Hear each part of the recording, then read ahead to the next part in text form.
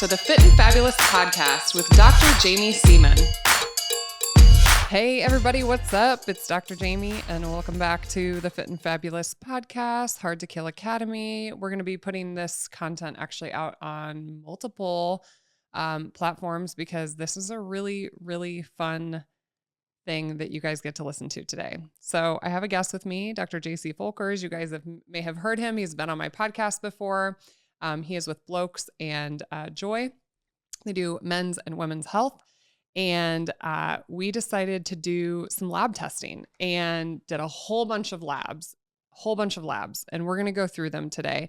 And you guys know that I am full transparency. So the things that I talk about, yes, I'm a doctor. I'm going to give my opinion on some of this today. So this will be such a fun conversation for you guys to hear, kind of back and forth. But I really want to be authentic. I want to be transparent. I'm not just somebody on Instagram telling you to do something because it makes me a bunch of money. That's just not the case. I'm a human and you guys know my story. Maybe you don't. Maybe you're listening and you have no idea who I am. So if that's the case, welcome. My name is Dr. Jamie Seaman, and I'm a former pre-diabetic. I also used to have hypothyroidism. So grew up as an athlete, had 3 pregnancies, failed all my glucose testing. And so back in 2015, set out on a journey to kind of figure out my own health because doctors are patients too. We're actually horrible patients most of the time. If you've ever had to take care of us. And so I, thankfully have the ability to do a lot of testing. And so I have tested some of the things we're going to talk about today, but actually not all of them. And so we decided to do this because Dr. Folkers was like, hey, you might have some blind spots that you don't know about. And that is completely true.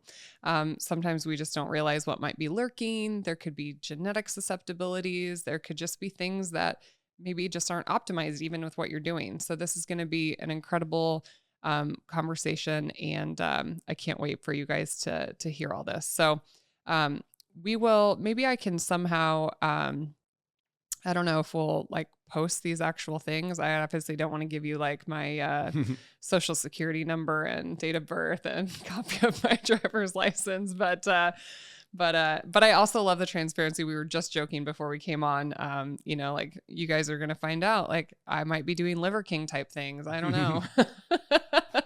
And I hope someone's not making a secret YouTube video and breaking them all down behind my back. So I put out the content first. Thank you.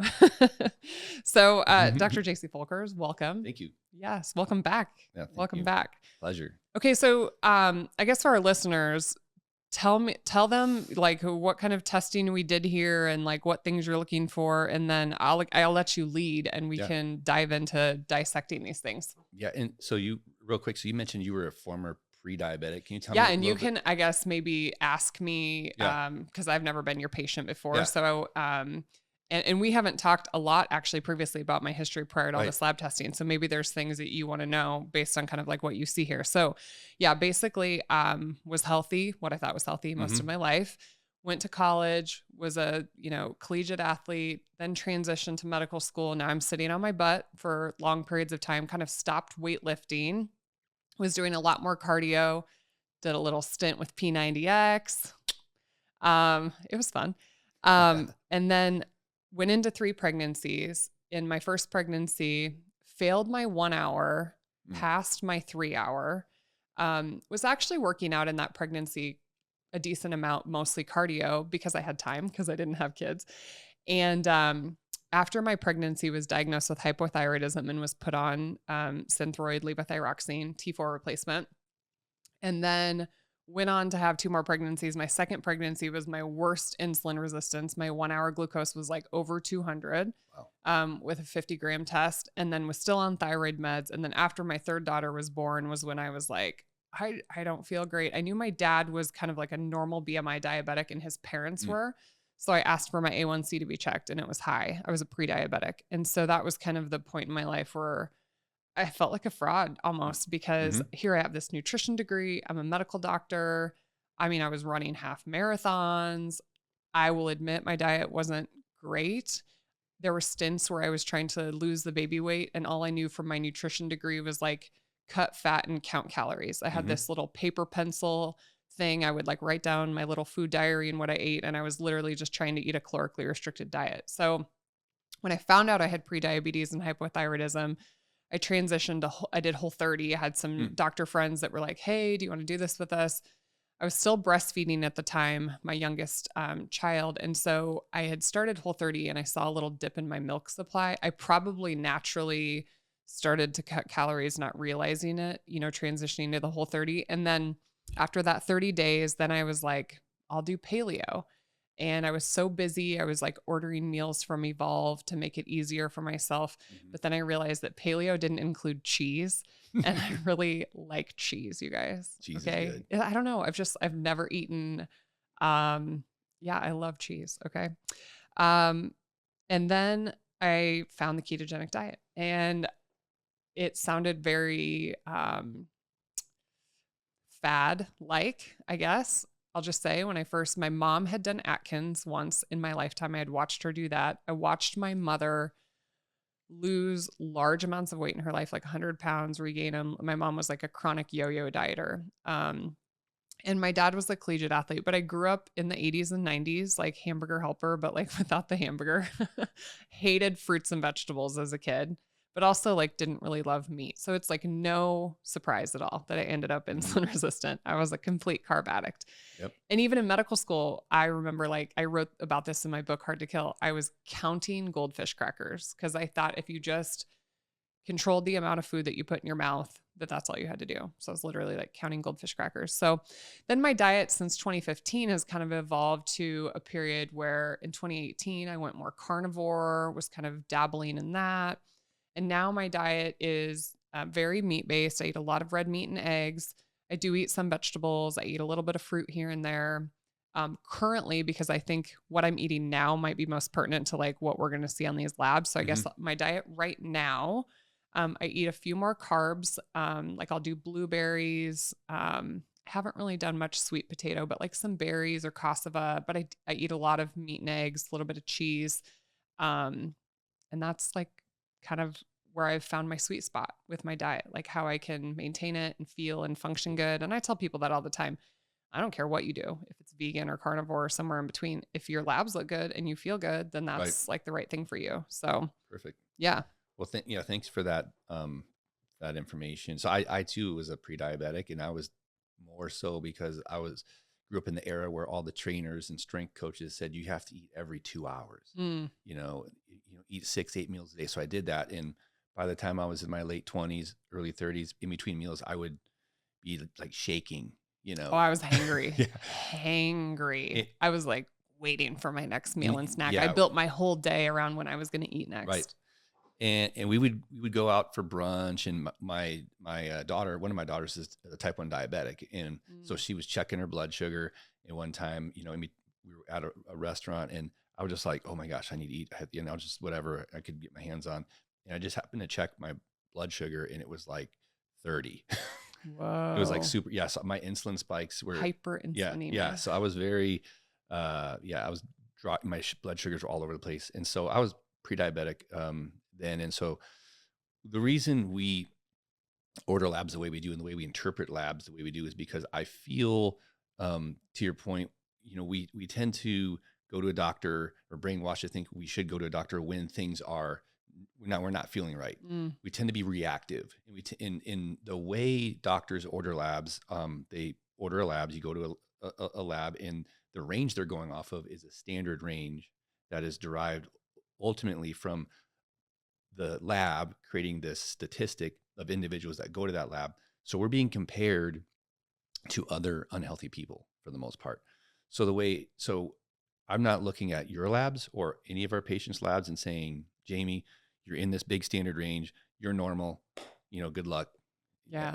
I'm looking at your labs more in this optimal range. I want you to be the best version of you and try to move all of these markers.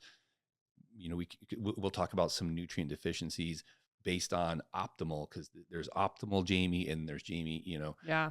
because here's the thing. If you look at your lab panel, your markers, if you're all in the optimal range, they're all going to be green. I have yet to come across anyone that's all green. We all have things to work on. Can you see this? Can you see this page? Yeah. There's little yellow So some there. little yellow, and I think there's a page that has red. see, See that? yeah. See that, you guys? So I've yet to come across anyone that's all green, that's all optimized. We all have things to work on, but labs are also transient. Things are changing. Yeah, they're always in flux. Always shifting from, I mean, things like testosterone, we'll see that, drop if a person has stress, and we'll see blood sugar spike when a person has stress. And so these things we're looking at are snapshots in time. And so that's how we kind of go after, each person is reading them a little bit differently, but also ordering a panel that's comprehensive. So we want to get a good deep peek under the hood to see some things that we can catch before they become an issue. So, so when we look at your labs, I'll kind of jump around these markers. Like one of the areas that we can talk about would be, in your case, like magnesium. If you see the magnesium marker there, it's like it's a serum magnesium. So yes, the optimal range, optimal magnesium is like 220, or I'm sorry, 2.2 to 2.5. Standard range 1.5 to 2.5. So serum magnesium 1.8.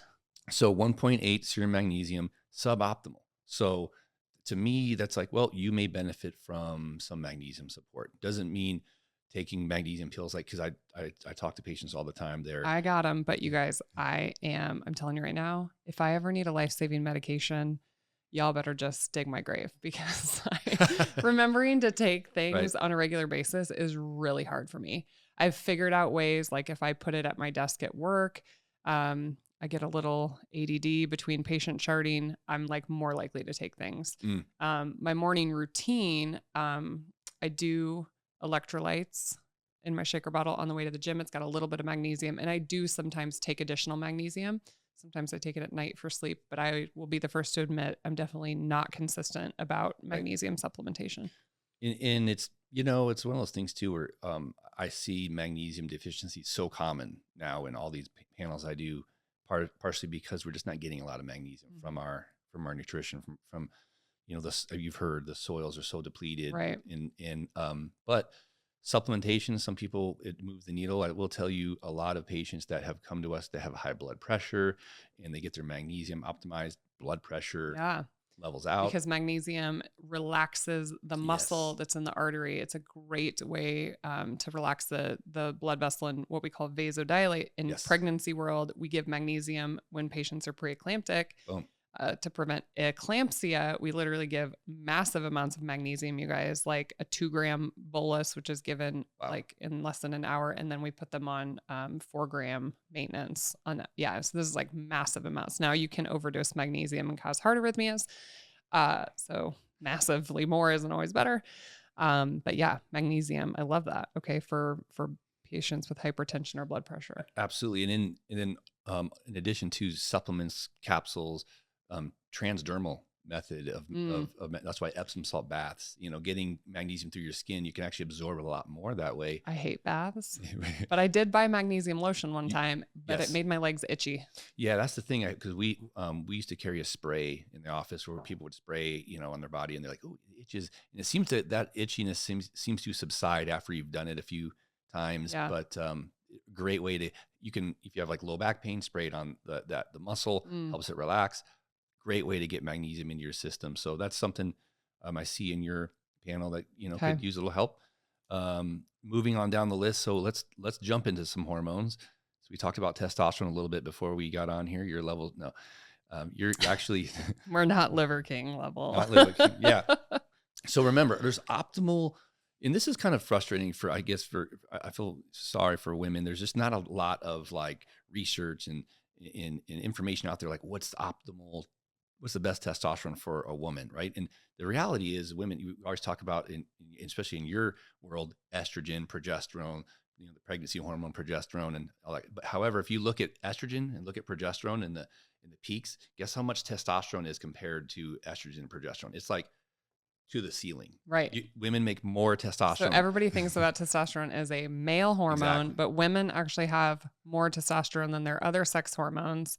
And testosterone actually gets converted into estradiol. Correct. So if you have low testosterone, then you actually can have lower production of estradiol. Or if you have massive amounts, you can have more.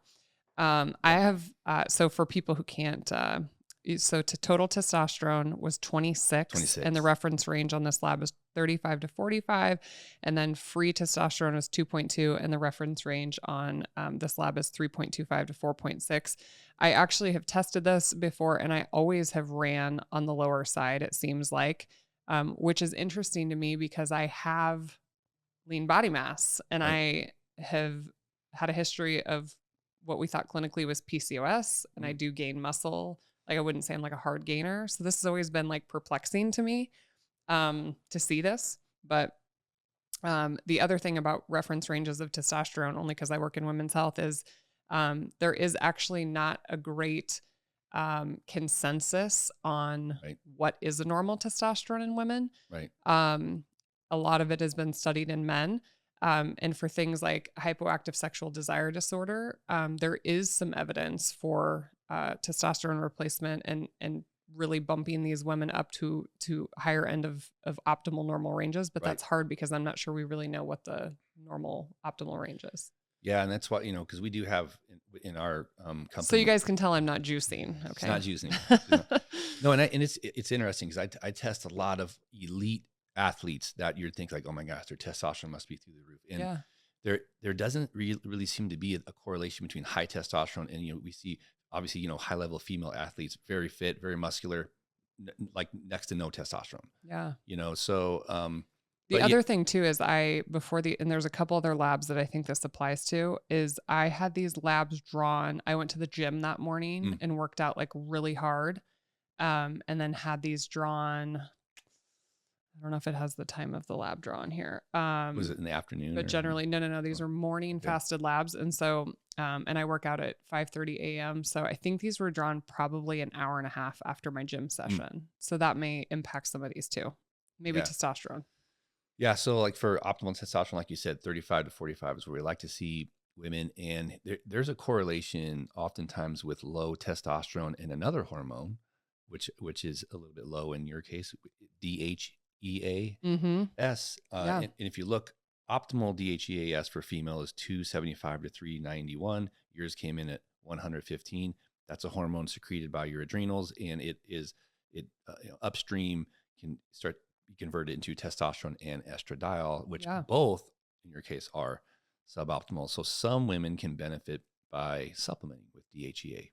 Yeah. So I've at one point tried some DHEA supplementation, but once again, I'm not very good at remembering to take it. And so, but this is all interesting to me. I don't have labs that were drawn. I wish I had these years ago, because I definitely have noticed like estrogen in particular. I obviously did a bodybuilding competition a year ago, last April. And right before the competition, lost my period. So obviously, as your body fat goes down, your estrogen levels and sex hormones do tend to go down too. And that was always my question with more of a high fat approach, if those could be preserved. But I have definitely noticed as when my body fat is lower and my estrogen's lower, my cycle shortens. So there was like a point in time, like when I was really carnivore, that like my cycle got down to like 23, 24 days, which we kind of consider most normal cycles are going to be more like 26, 28, maybe even like 31, 32 days long. So as my body fat's higher, my cycle tends to lengthen, probably more estrogen. And as my body fat gets lower, it tends to shorten. That makes sense. I mean, they consider, adipose tissue is an endocrine organ itself because it secretes those hormones. So that makes sense. There is another marker. And I believe when I had these drawn, I was like around cycle day 21. So that's part of it too, is kind of interpreting sex hormones. You have to know where somebody is at in their menstrual cycle. So I tend to check a lot of cycle day 3 hormones. And when I always check them at that time, it's easier for me to kind of figure out from a fertility perspective, because that's when estrogen should be kind of surging. So we could have caught this estradiol in a place of the luteal phase, because estrogen does come up a little bit in luteal phase and then comes crashing down.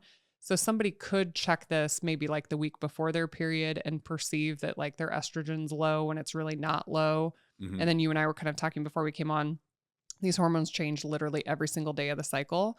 So it is kind of important to know in a menstruating woman where they're at in the cycle when you check these, because you have Sure. to say, does that correlate with where they're at, or is there, like an issue? You can do, there are some labs that will, where you can do like a salivary or urinary test. We call it cycle mapping. Hmm. Precision Analytic does it, but you can kind of like map out those normal textbook kind of graphs of like what's happening with estrogen and progesterone and kind of see if there's a problem there. So that's something for listeners to kind of understand too. And on that note, I have a question for you. Is it true? So like, the first half of the cycle, women are more like kind of higher estrogen, more estrogen dominant. Second half, more less estrogen. Is it, Yeah. can women get away with when it comes to like, you know, caloric restriction, fasting earlier in their cycle versus later? Yeah. Okay. So for people listening, let me just tell you what my labs were. So this is like cycle day 21. So that's considered luteal phase, Hmm. which is the second half of the cycle. So FSH was 2.6 and LH was 4.0. So that's normal for that part of the cycle. So FSH and LH will be lower. You get this rise in those FSH at the beginning of the cycle, which is stimulating the ovary to make estrogen from those follicles. And then you'll get this LH surge around the Hmm. time of ovulation. And LH will be more predominant in the luteal phase. So that's why the LH is a little higher than FSH on these labs. So 2.6 and 4.0. Hmm. And then testosterone surges right around ovulation. So basically like right before ovulation, because what does that do? Well, that surge in testosterone makes you feel great and primal, like you want to go out and reproduce. So, maybe it could be a little lower because we've entered luteal phase. Right. And then estradiol, like you just mentioned. So you get this huge production of estradiol that grows the endometrial lining Yep. during follicular phase. And then after ovulation, estrogen comes down, it kind of goes back up a little bit, and then it tanks with progesterone Yep. right before the cycle, which is what causes those, PMS, PMDD type symptoms for some patients. But you're right. There is definitely physiological differences in the first 2 weeks of the cycle when you've got a lot more estrogen. I definitely feel great in the gym. I Hmm. recover easier. My blood sugars are more stable. That's the time to like really hit things hard, go for the PR in the gym. Yep. And then you have ovulation occur. And then as the estrogen's coming down and progesterone's coming up, you get a little more blood sugar instability. There's a period of time where you get a little more water retention, Hmm. feel the progesterone slows down the GI tract. So you have delayed gastric emptying, you feel more constipation. You don't feel, they've done studies, there is no change in strength in the gym based on the follicular phase and the luteal phase, but I've made comments on social media before. I will tell you that the rate of perceived exertion is way different. Wow. Like, pushing 200 pounds in follicular phase for me, I feel like I could push 300, right? So rate of perceived exertion is going to be like, oh, that's only like a 3 out of 10. Whereas if I take the same 200 pounds in luteal phase, I'm like, oh my God, this is 9 out of 10. Like I can't push any more weight. But the Hmm. strength, I mean, in the studies would suggest that it's actually very similar and that a woman doesn't necessarily have to change the way that she trains. But my Wow. advice would be that based on that kind of rate of perceived exertion being very different and just your ability to recover is go really hard in follicular phase, do a little bit more low intensity, dial back a little bit in luteal phase for recovery. Because there are differences in how you For feel sure. for sure. Wow. And you think about it, it's like the body is basically thinking every single month that it's going to be pregnant, right? So Hmm. what's it doing? It's Prepping. slowing you Yep. down. It's right. Like there's a reason that we feel that way. Progesterone is literally pro-gestation. Mm. So it's keeping that lining thick and fluffy, waiting for an embryo to implant. And then when it doesn't happen, it all starts back over Wow. again, which obviously we don't want to get pregnant every single month. But that's what it's doing. And so, there's a lot of debate, should you change your diet? Should you do Right. this? Certainly, if you aren't on any sort of hormonal birth control that inhibits ovulation, you might be able to be kind of in tune with this cycle and, kind of change your daily patterns. For me, I just kind of keep it as like a check in the back of my head. Like Yep. I do track my cycles. So I know what day I'm on and I kind of just know why I'm feeling the way I'm feeling and I try to troubleshoot it as I need to, but there definitely are changes in the first 2 weeks versus the second 2 weeks. That's So awesome. I'm girl dad, so I'm always trying to share that you're trying to information figure them out. with them all the time. Ben, are you taking Yeah, notes? I have 17-year-old always at, Dad, what do I do to build muscle and this? But yeah, I mean, it makes me think for like, female athletes, how there's nuances and changes, in how that can affect performance and recovery and all those Yeah. things. So Yeah. It's a big deal. big deal.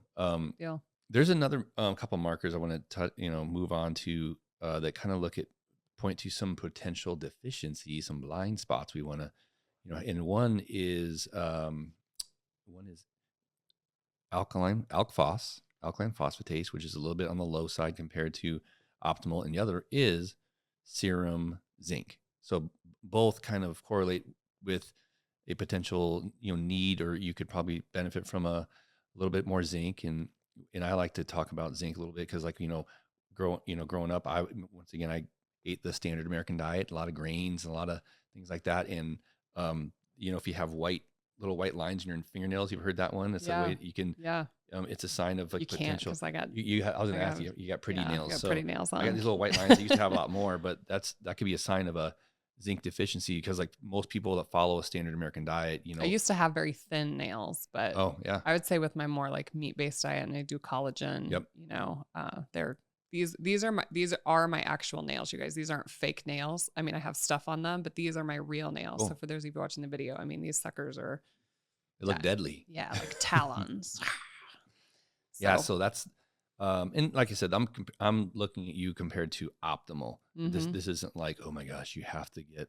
I did a little zinc during COVID, but I had some zinc lozenges, but zinc and copper can compete in the body. Correct. So you don't want to like just, right. That was one thing I was worried about during COVID, is people taking these like massive amounts of zinc.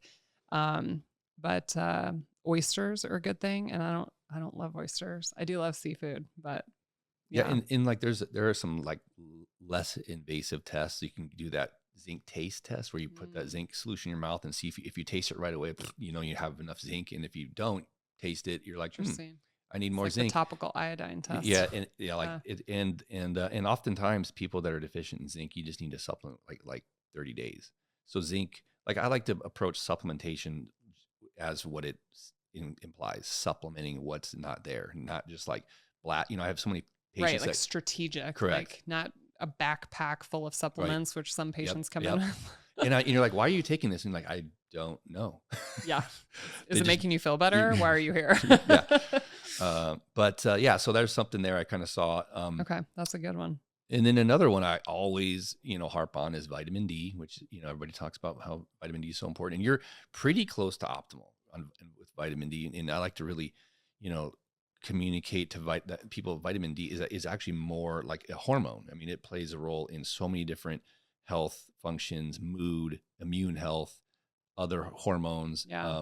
You're at 47, so you're better than most people I test, but I even like to see that higher. I mean, the range is 50. I seem to run like, this is probably the low end, 50 to 60 when I've tested it before. So we might be, I'm I like to see it like 50 to 70 in patients. So right. Yeah, but I do tend to be kind of on that lower end of optimal. But I don't supplement. My husband, he takes D3K2. That's a whole nother podcast episode about his heart. But once again, I'm horrible at supplementing. Did he have some calcification, or is that kind of K2? Oh, it's coming, awesome. You guys. It's going to be a whole thing. Love it. But yeah, at a young age, he found coronary artery calcium, and he recently had a repeat test, and it's now 0. Oh, that's awesome. Well, we're trying to make sure that the testing is real. So he went and had a CCTA done, where they inject dye, actually look for soft plaque. There's none there. So he's been taking D3K2, but even if it's a case report, a case series or whatever, we're trying to figure out how do you do that? Because it's been, said that it really can't be done. So, but in most patients, like if I had to recommend just like 3 supplements, it's funny that you've picked out these things on my labs, because I would say like magnesium is a huge one that I recommend to a lot of patients, and definitely vitamin D, because we're recording right now, you guys, in Omaha, Nebraska. We live at like a latitude of the world where we're not near the equator. So we have something called winter here, where it's very, I'm talking like cold where it hurts your bones, and snow. So getting sunlight year round is not super exciting in Nebraska.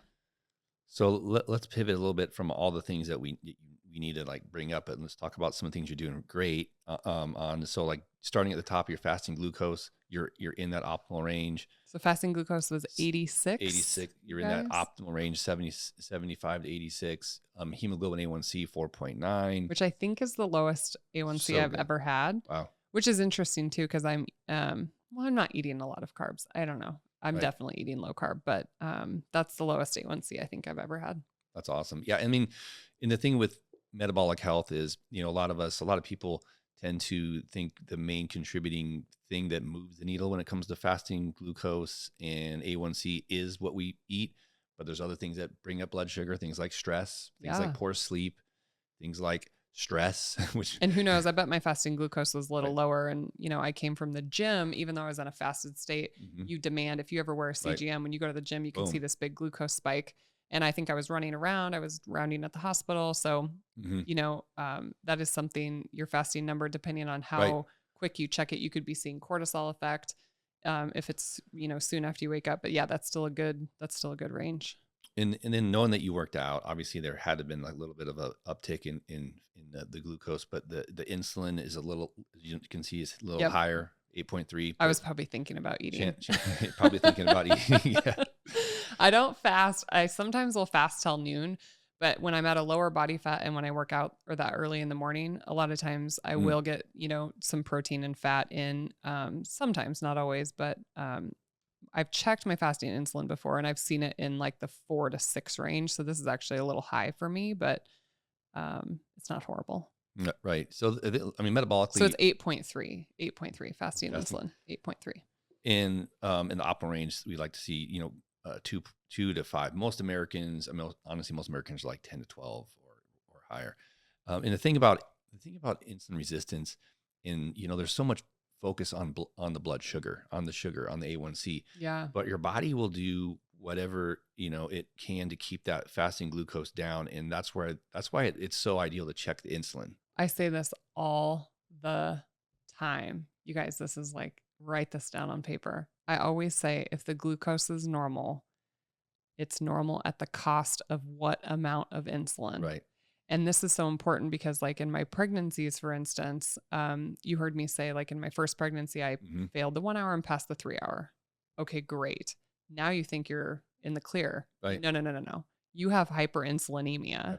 So your body is putting out massive amounts of insulin to pass that 100-gram glucose test and make that 3-hour test normal. Right. You still have hyperinsulinemia, and these patients are still at risk for large babies. My babies were 8 pounds 2 ounces, 8 pounds 15 ounces, and 8 pounds 13 ounces. Now, maybe genetically, that's just the size baby Ben and I were going to make.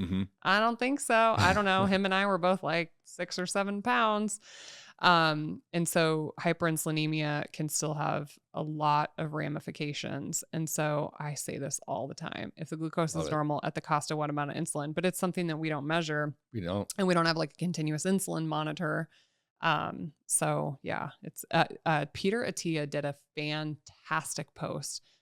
It's been months ago now. I could see if I can refind it, but he did a test on somebody where they did this glucose test that I'm talking about, where you do a glucose challenge, but they checked glucose and insulin, and he displayed it wonderfully in this subject. I want to say it was like a middle-aged man, and he passed the glucose test.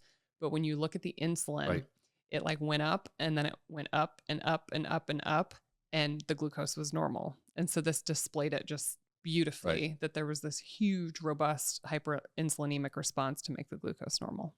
And yeah, I mean, it is the insulin that continues to go up and up that leads to insulin resistance that manifests itself in pretty much every organ system as a disease process. So first the insulin goes up. Yep.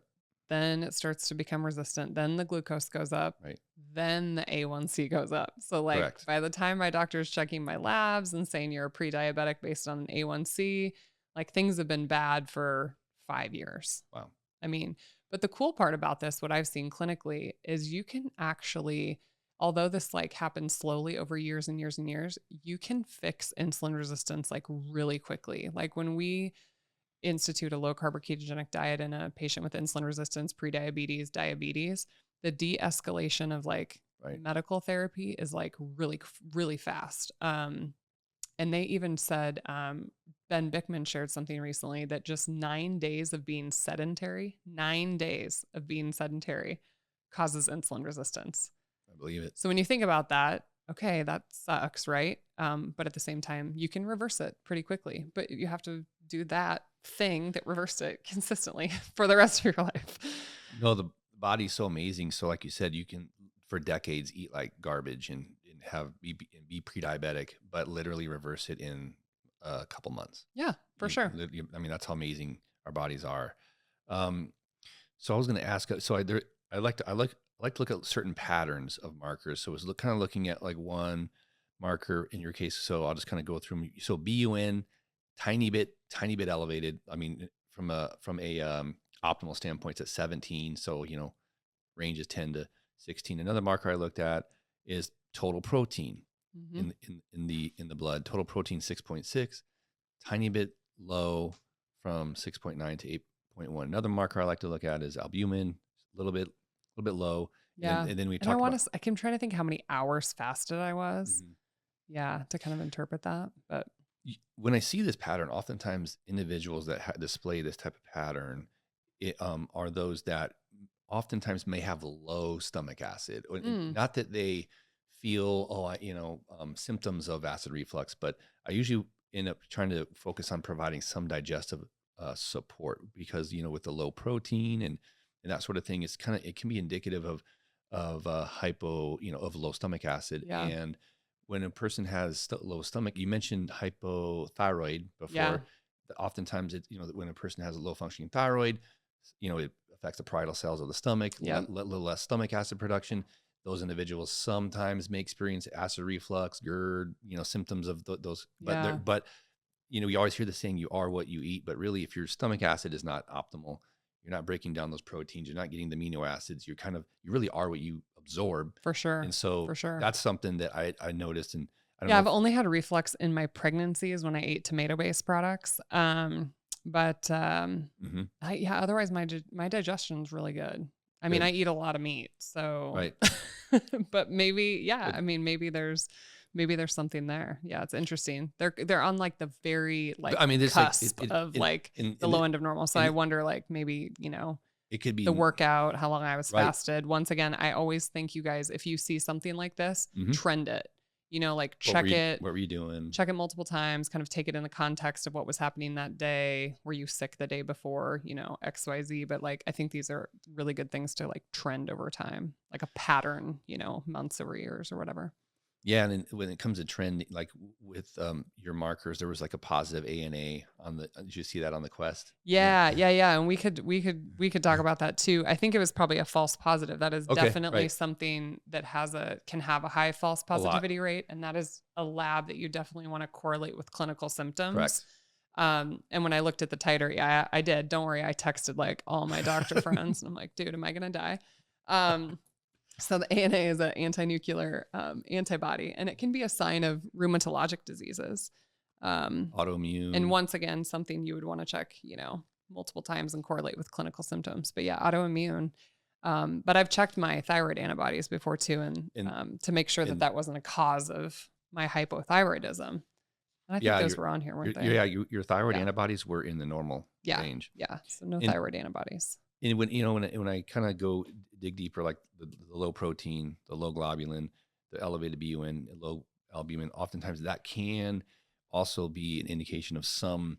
And once again, most times there's no symptoms of this, but there could be some gastric inflammation, in the gut, which could, we oftentimes I'll order in some cases a food sensitivity test for patients, and we'll see. Elevation of certain IgG antibodies where certain foods and some they're off the charts, and they're like, wow, when I do eat that, I kind of a day or two later, my joints hurt or I'll have a headache. So oftentimes that could be indicative of just wanting to support, the gut lining, and that could just be, adding in things like, some colostrum, some collagen protein, more of those things. L-glutamine. Some patients will add things like marshmallow root extracts, slippery elm bark, and even some licorice root. So things just kind of help heal heal that gut. Not, I mean, your numbers are so close to being optimal. I just wanted to kind of throw that out as like, Yeah. eh, Yeah. These are good things to think about for sure. um, folate. Let's see here. I was looking at, because your B12, you must be doing something. Must be the Well, meat or the. well, you guys, I think this may have been high. Okay, so B12 optimal range is 450 to 1100, and It's mine okay. was like 1115. Um, I do eat a lot of meat. Yeah. I eat a lot of eggs. I mean, I definitely get enough B12 in my diet, but I gave up alcohol for a year on October 1st, and I've been trying a lot of like nootropic drinks and things like that. Cool. And I have noticed a lot of them have massive amounts of B12. B12 in them. So although I don't supplement B12 in a pill form, I drink some beverages that have like massive amounts of B12. And there's one in particular called Koyos. They should sponsor this podcast. Please send me a free case. But it has like insane amounts of B12, and I feel like I remember drinking one maybe like the night before this test, but it's water soluble, so it's not going to like hang out and accumulate. And it was just above the reference range. But yeah, I do eat a lot of B12 too. Yeah, I mean that marker's good. The one below that, folate, slightly on the suboptimal. Yeah, which I think there was a homocysteine on here. I do have an MTHFR. Yeah, and if you go down to MCV, mean corpuscle volume, you'll see that's, I mean, when you're definitely in the standard range of pretty much every single marker, but optimally it's on the cusp. There's that, MCV elevation, which can, be indicative of like a B vitamin anemia from maybe the MTHFR. And my homocysteine's been elevated in the past. I mean, it's not super high. I'm kind of and jealous. So then I mine had is too. Mine is. But as soon as I put liver back in my diet, it all corrects. Nice. But I'm telling you, I'm definitely not liver queen. It's so disgusting. For a period of time, I was eating raw chunks of liver. I felt very barbaric. It was amazing. But what's crazy, maybe this is completely placebo effect, but when I would eat these like raw chunks of liver, you know how people take a 5-hour energy drink? Mm-hmm. I would literally feel like this like Bam. 5-hour energy. Like, I mean, I'm saying like I felt superhuman, but it tastes like a dirty gym sock. Yeah. That is my only analogy. So then I was trying to do the capsules, but you guys have heard my spiel. I like taking 1 million pills, like, bull. But when I do take my liver, these things actually do improve. And I think it's from my MTHFR. Yeah. And speaking of your liver, like your liver enzymes are right on the money where we want them. AST, ALT. I just want to say these out loud, I guess, when you see them for the people here. Look good. 18 for AST, 14 for ALT. Okay, yeah, there it is. Okay, yeah. So AST 18, ALT 14. You guys, I'm not drinking. Right. My liver doesn't have fat in it. It is doing what it's supposed to do. Doing what it's supposed to do. Yeah. Yep. Looks good. Stored iron, ferritin, is a little on the lower side. Serum iron looks great. So serum iron, normal 102, reference range 85 to 130. Ferritin, which is like a protein that kind of carries iron, can be a marker of iron storage, little low, 32.0, optimal 45 to 79. And sometimes you got to correct ferritin too. This can be involved with thyroid too, another thing. But the total iron binding capacity is normal. So these things can definitely get messed up, and it can give you kind of a... Something I've been seeing a lot more just recently is some patients with ferritin very high, like 800. It's an acute phase reactant. So like if you get sick, if you have like chronic inflammation, ferritin can be like really high. Yeah, and it's just kind of like they're kind of not feeling that great typically. And like just for reference, like we're saying these optimal ranges, right? Like Dr. Folkers said, the quote unquote standard range for ferritin is 16 to like 200. Right. So technically it's in the standard range, but it's not in the optimal range. Yeah. So you're in standard range with pretty much everything. Yeah. Here. If we change the standard range, a lot of this turns green, but yeah, but it's still good to, if we change the standard range, we'd be like, well, keep doing what you're doing. Don't see you next year. Right. But we want to, like I said, we want to make sure you're the best version of Jamie, and we want to make sure you're feeling amazing. So we can talk a little bit about some the cardiovascular markers, and that can, the things, there's a lot of markers that can that correlate with cardiovascular health, and that includes free testosterone, that includes fasting insulin, that includes vitamin D, C-reactive protein, homocysteine. Some of these things we didn't mention C-reactive protein yet, but your high sensitivity CRP, which is down at the bottom there, I think one of the last markers. Oh yeah, I mean, it's once again in the optimal or in the standard range, but just a little bit high. So I think this is from my workout. Yeah. So yeah, right. I didn't want to like let the horse out of the gate, you guys. You but weren't I had supposed to work out. No, I already had a response for Dr. Fulkers. So high sensitivity CRP, this is definitely one you want to trend over time, because like if you were sick the day before, if you had, I don't know, gotten a car accident on the way into your blood draw, if you did a really hard workout at the gym that morning, which is what I did, that is supposed to cause inflammation. When you work out hard at the gym, that causes inflammation. You get a bump in CRP, and then your body rests and repairs and it comes back down. So I think my HSCRP, it was 1.4, you guys. It wasn't like off the charts. Quote unquote standard is still normal, 0 to 2.9. But when I see this in patients, when I see that it's 5, 6, you guys, I've seen it be 10, 15, 20. It's something Crazy. you want to check over time, because if it's chronically elevated, then there is a burning, smoldering fire somewhere in your body. It's hard because we don't know what causes it to be elevated when we see it high, but definitely not good for your cardiovascular system. Definitely not good. So yeah, I mean, so all those markers are just on the, borderline of not being, optimal. Like you said, homocysteine 7.8, that's not too bad. I see patients 20 homocysteine, Yeah. Anytime it's above 10, I start taking my liver. That's good to know. I'm off the hook for a little bit, or I take methylated B vitamin supplements. So just like methylfolate for somebody with MTHFR, if I see a high homocysteine, I bring it down. But this is super important because in the reproductive world, high homocysteine can increase the risk of pregnancy loss, preeclampsia. Oh, wow. It can increase thrombotic risk when homocysteine is elevated. So they kind of like poo-poo MTHFR a little bit in the reproductive world unless homocysteine's high. So if they come and tell me they've had an MTHFR, or if I've tested or something like that, I always check a homocysteine. And what's funny is actually sometimes I can't get insurance to cover the MTHFR testing unless they have a high homocysteine. Wow. So which yours is not technically even high. I mean, it's, it's but I'm not surprised it's a little 7.8. Yeah. So with all of your lipids, I mean, total cholesterol 164, triglycerides are actually low. Say this slower for the vegans. For the vegans. Total, because I mean, I literally eat red meat and eggs a lot, and bacon. I'm hungry. Total cholesterol 164, triglycerides 52, LDL cholesterol 95, HDL cholesterol 56.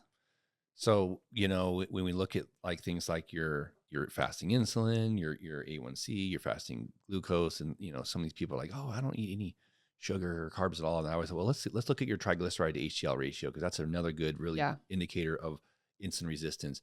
Yours is at 52 to 56. So it's literally like less than 1. Yours is doing amazing right there. Which means that triglycerides are a blood fat. That's essentially fat in your blood. Correct. And so I'm burning those. I'm using those. I'm a fat burner. This is like a way to say, like, are you, fat adapted? Yeah. So metabolically, you're very healthy. Things look where we want to see them.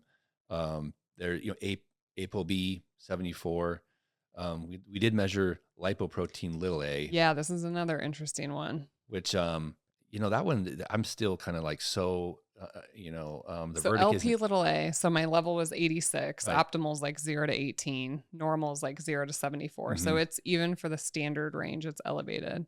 This is very genetic. Yep. Very genetic. And I have very high genetic risk of cardiovascular disease. My mom's mom, tons of cardiovascular disease. Now it's hard because she was a smoker. Right.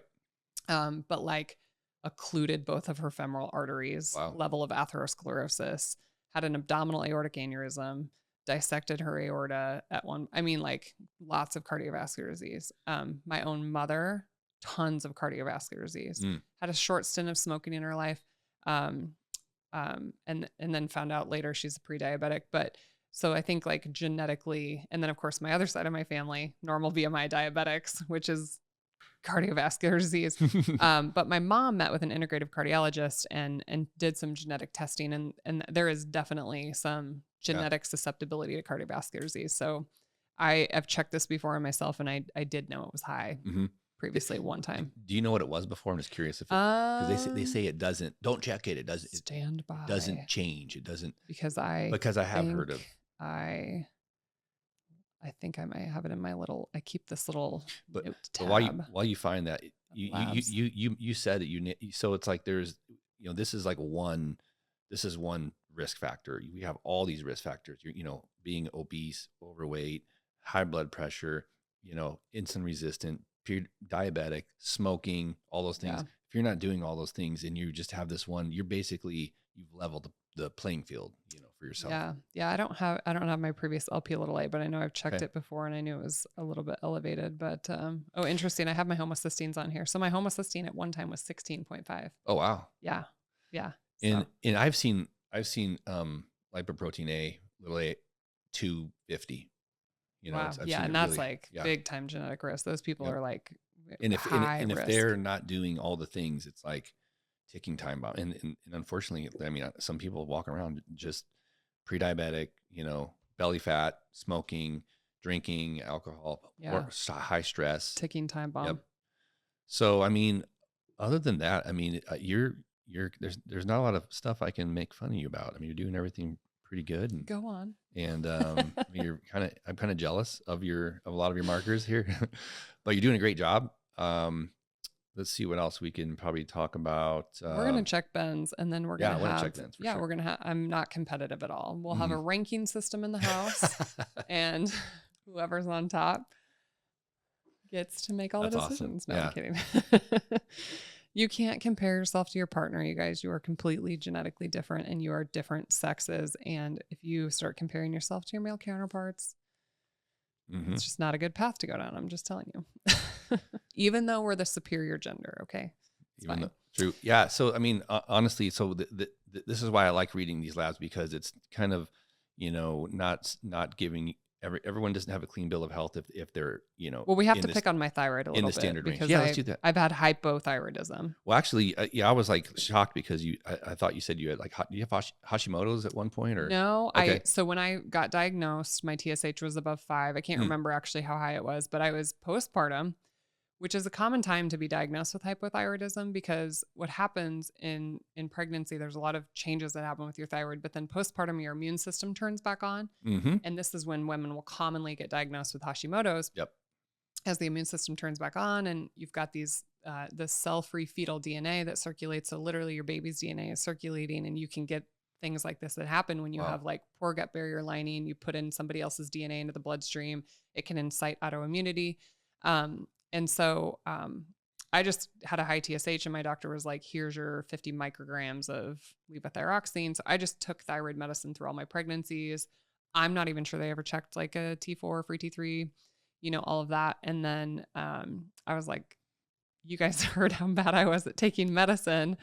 I was so bad at taking it. I would forget to take it for multiple days. Oh, how I was diagnosed though, is I went in to my doctor because I was so sluggish. I was so fatigued. Had like brain fog. I was really constipated, and they checked a TSH and I had hypothyroidism, and I definitely felt better when I started taking the medicine. And I noticed as they checked my labs that I seemed to feel the best when my TSH was between like 1 and 2. Right. And that's where like I felt great. But then years later, I was like, well, I definitely don't want to take this medicine for the rest of my life. And so as I started kind of this low carb journey, I ended up stopping my medication, and then, I was like, okay, well, I'm going to stop it and see what, I wasn't on a massive dose. I honestly, I'm not sure I got above like 50 or 75. But I, went off of it, and ever since I reversed my insulin resistance, my thyroid has been normal.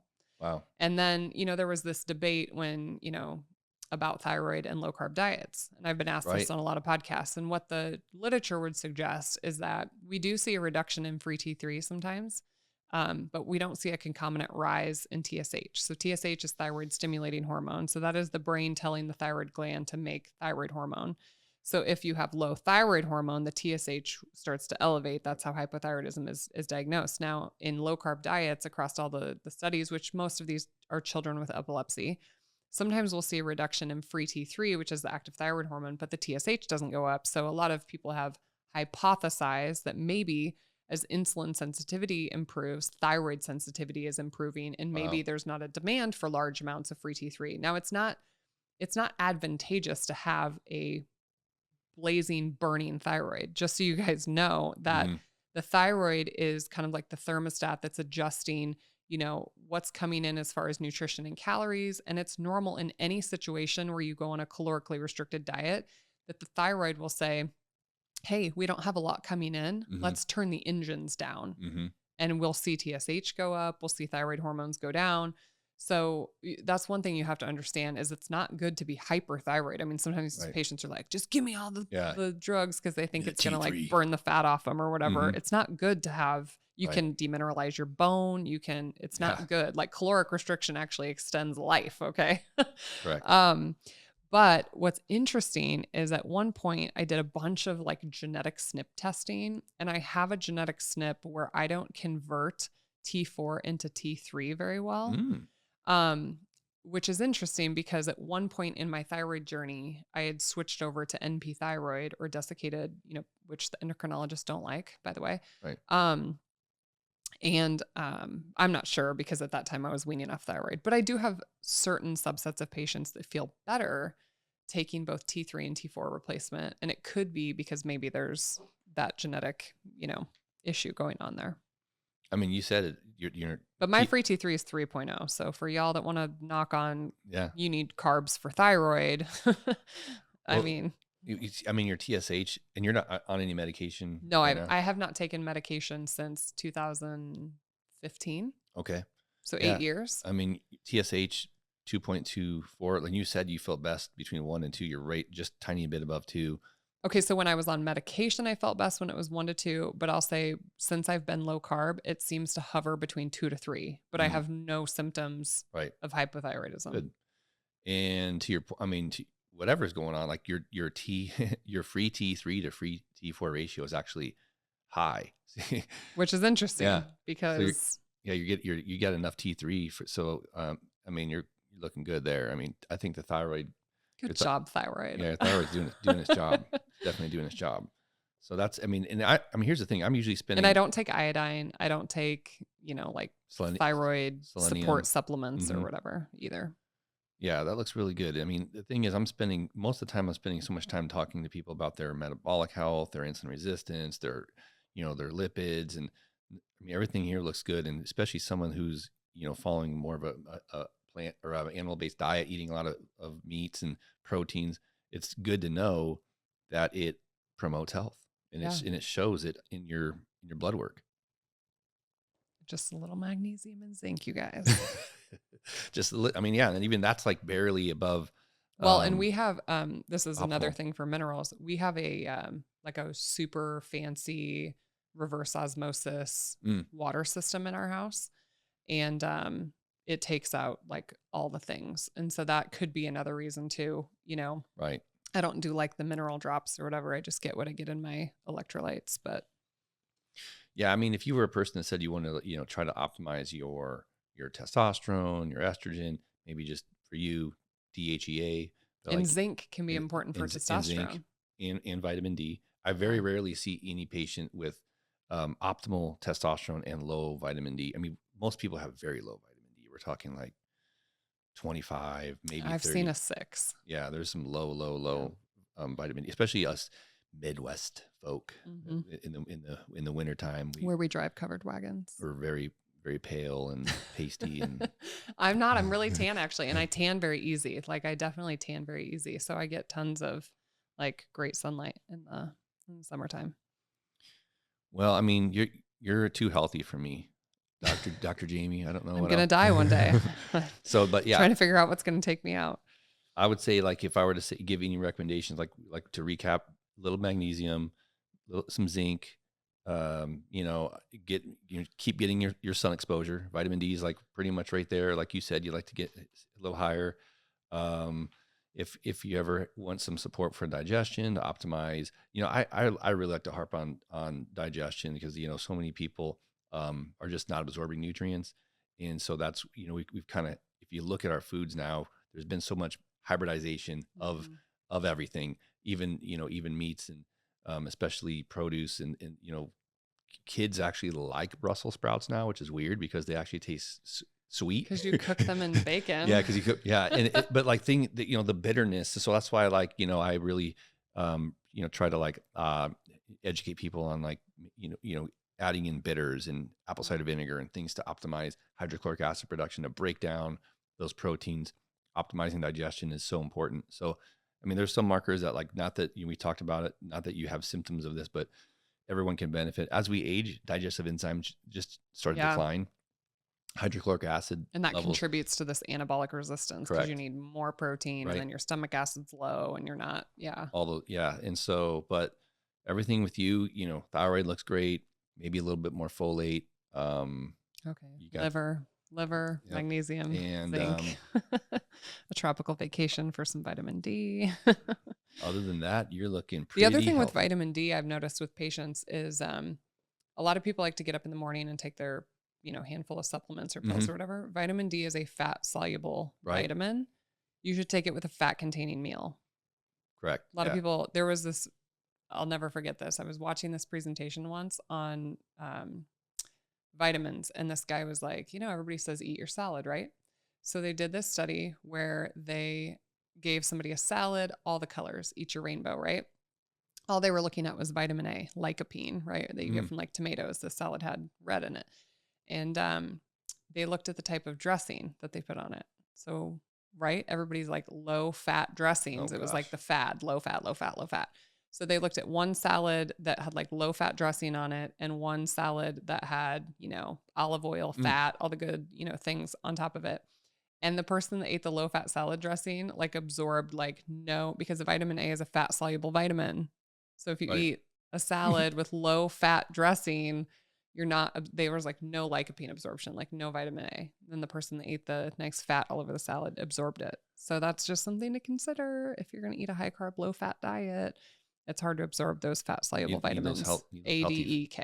Need those healthy fats. Another thing too about vitamin D, maybe a lot of people don't know, is we have 3 genes that contribute to our body's absorption, synthesis, and transportation. There's 3 different genes, and not all of us have those optimized. And so some people need to get out into the sun more frequently. Some people need to spend more time in the sun. Yeah. And also if people, I talk to patients all the time, I'm outside golfing, mowing the lawn all the time.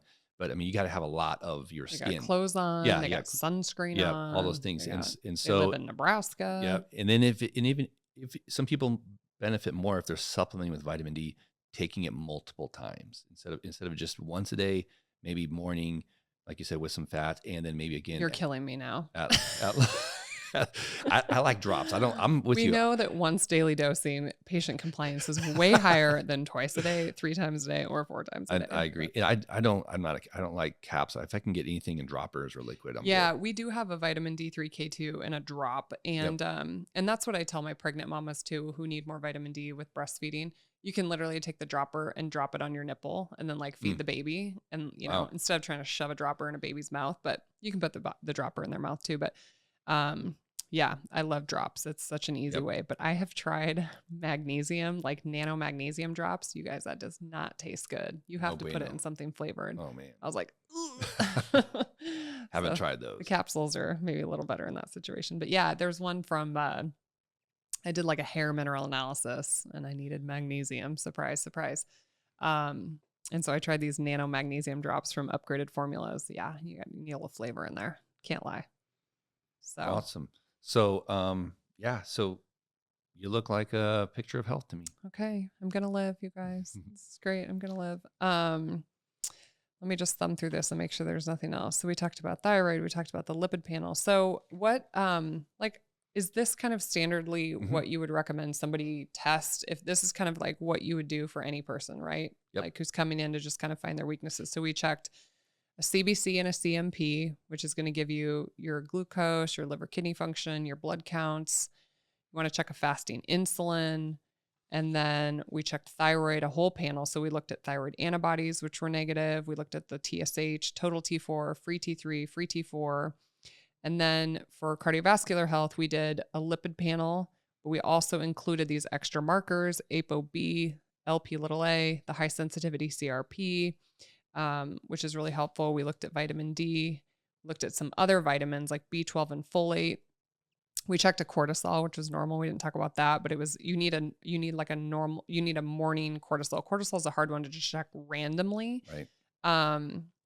We checked the sex hormones. So progesterone, testosterone, estrogen, progesterone. But once again, if you're a woman, FSH and LH2, you need to know where you're at in the menstrual cycle to kind of interpret these. So if you're going to walk into your doctor's office and ask to get these checked, you have one more marker. So we didn't even talk about this with you. Prolactin is something I've been seeing more and more high prolactins. I mean, we've diagnosed, but we've caught a lot of. So prolactin is the hormone that makes you lactate and make milk. So it's sky high in somebody that's breastfeeding, recently breastfeeding. Yep. If you've had sex, if you've had an orgasm, if you've had nipple stimulation, if you've eaten a meal, you get prolactin.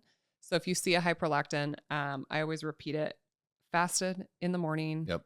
No sex, no nipple stimulation, no nothing. Don't breastfeed. Yeah, it's all over the place. And so like all those points, we have to ask those questions, those really comfortable questions, and like, oh yeah. I'm like, see, I'm very used to asking these questions, so like nothing phases me. But I had a guy who I treat a very small subset of men who do hormone replacement therapy.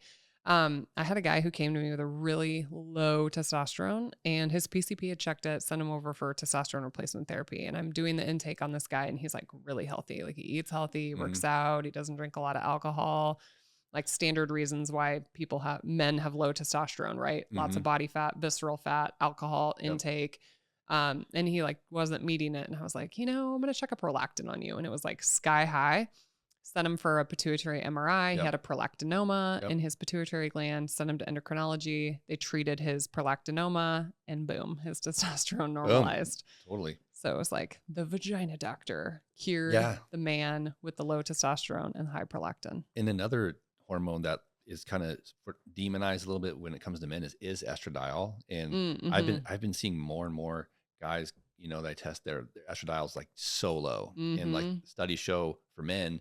It's important to have optimal estradiol. Yeah. Estradiol is very protective to the cardiovascular system. Very. So men are always worried about having high testosterone. And there's even some testosterone replacement clinics that will give men medication to bring the estrogen down because they blast them with a bunch of TRT, testosterone, and they don't want them to get all emotional and cry at movies and get man boobs. But I'm telling you, men, you need estrogen, and it protects your cardiovascular system from all that testosterone. There's a reason that men have more cardiovascular disease than women until menopause. And then when women lose their estrogen, now their risk, because estrogen also helps with insulin sensitivity. Yep. So when women lose estrogen, they become insulin resistant. If men have low estrogen, that can contribute to a lot of problems with them too. But it's always one of those things, not too much, not too little, kind of in that optimal range. But that is something that's important for men too. Very important. Yep. Yeah. All right. Well, I'm sure you guys are going to have 10,400 comments or questions or whatever it is, but I hope that this was helpful for you.